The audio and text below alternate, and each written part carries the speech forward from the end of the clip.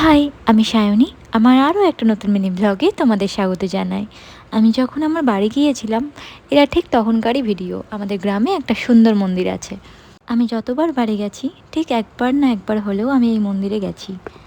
কারণ আজকালকার দিনে ভগবান ছাড়া সত্যিই আর কেউ নেই। আর মানুষকে বিশ্বাস করা সবথেকে বড় বোকামি বলে আমি মনে করি। এমন কিছু কিছু মানুষ আছে যারা তোমার ভালো থাকাটাকে একদম সহ্য করতে পারবে না, তাই মাঝে মাঝে ধূমকেতুর মতন দেখা দেবে। কাউকে উড়তে দেখে তার ডানাটা না কাটার চেষ্টা করে নিজেও ওড়ো, নিজেও ভালো থাকো, আর অন্যকেও ভালো থাকতে দাও। আবার অনেকেই এমন কথা বলে, বরের টাকা ভোগ করছে তার বউ, তার বউ তার বরের টাকা ভোগ করবে না তো তোমার বাড়ির টাকা ভোগ করবে?